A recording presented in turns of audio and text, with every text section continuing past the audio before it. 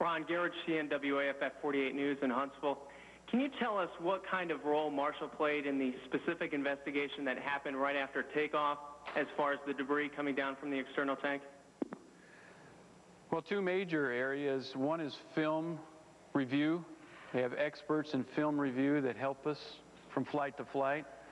And because the project management for the external tank is located at the Marshall Space Flight Center, they were a major player in helping us understand the shedding of the debris, the makeup of the debris, its structure, its weight, how it would respond when it impacted the orbiter, etc. So they were major players and helped us come to the conclusion that it wasn't a significant event. Okay, we're done in Huntsville, and now standing by in Lufkin, Texas. We'll take some questions there. Try to limit it to 5 questions, please. Okay, this is Stephen Yates with KRBA, KUEZ Radio in Lufkin. We've been out in the field and we have observed many of the debris on the ground, some of the 1,200 plus items of debris on the ground, and with many law enforcement and volunteers guarding this debris, and with several school districts closed until the debris is removed, when do you anticipate the removal of the debris? I don't have a particular time or date. We are working as fast as we can.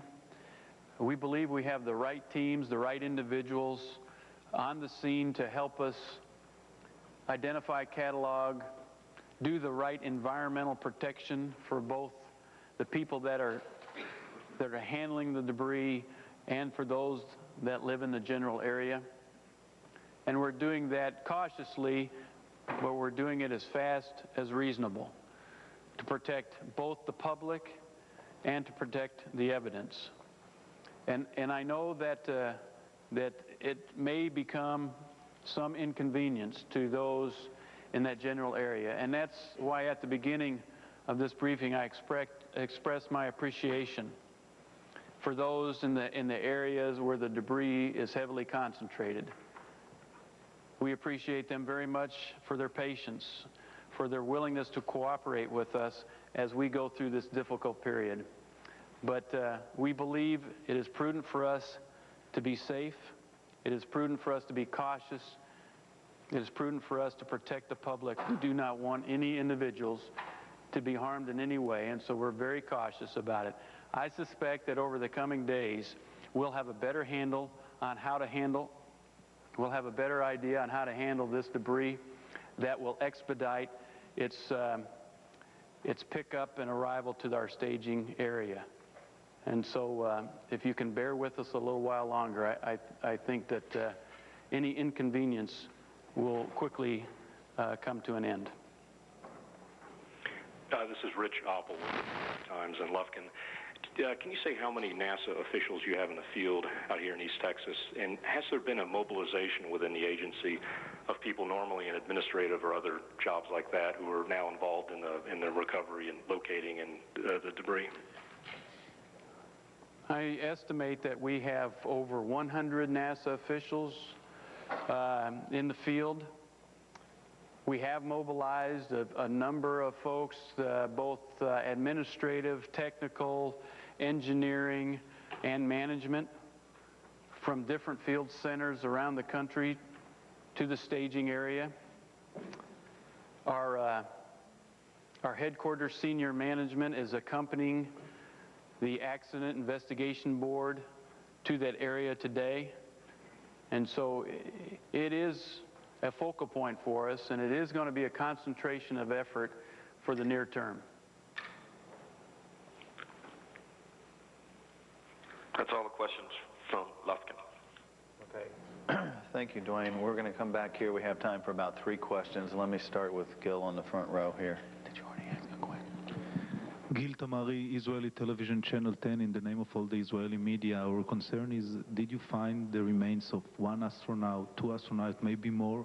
And are you going to give access to the special representative, the IDF, the Israeli Defense Forces, is sending here to examine the remains and to decide if they are Ilan's Ramon's? We found remains from all the astronauts.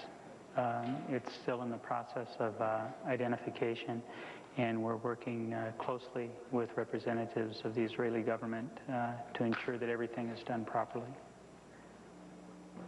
Yeah, Rita Cosby with Fox News Channel. Ron, in a lot of the commercial flights, there was a big concern particularly about wiring. We've been talking a lot about wiring the last hour and a half.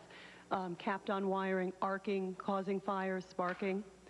There was even an issue with the shuttle fleet in 1999 where they had grounded the shuttle fleet with concern of wiring. How much is that a possibility, given the fact you're saying thermal, not structural? 102, or Columbia, was one of the vehicles that had recently come out of a long period of wiring inspection, intensive wiring inspection. And not only did we repair the wire, replace wires that were not repairable, we put protective covering through much of the vehicle. And so we're confident that from a wiring standpoint, that issue is not going to be the root cause.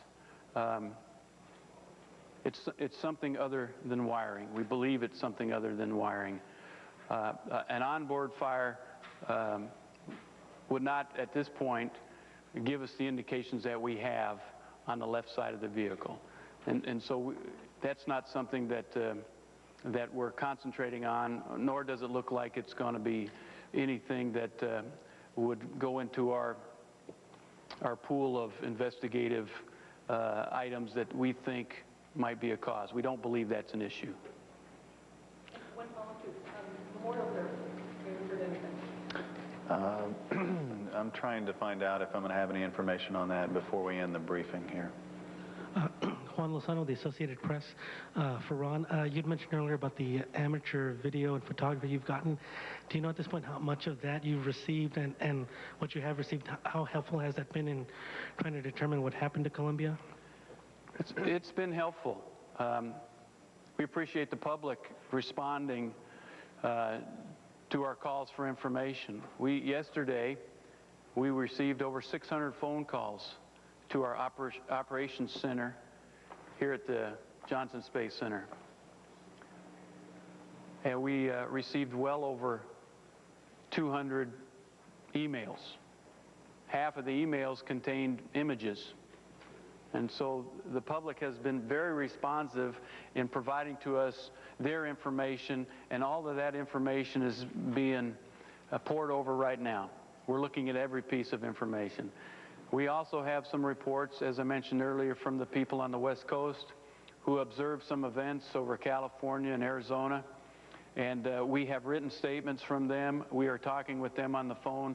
If there are videos or still pictures, photographs that they have in their possession that they can allow us to have or email to us, we are desirous to get that information.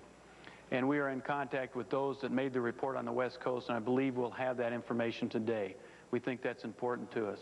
But just a wonderful turnout from the public to help us gather information. It's continuing to happen, and we appreciate it. Okay, just a couple of programming notes.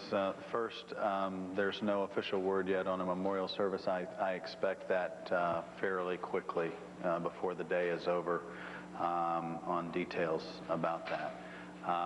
The next briefing, just to give you guys an idea of the briefing schedule, we are now planning to have briefings twice a day beginning tomorrow. The next briefing scheduled for 11:30 a.m. Eastern Time. That would be from NASA headquarters.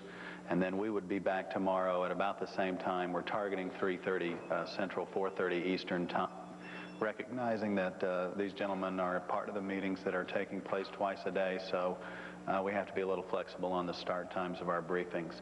Also, some of the words that Ron was passing on about the photographs and video that folks are finding or able to provide to us. There is a phone number I'd like to pass on to you again, as I did yesterday.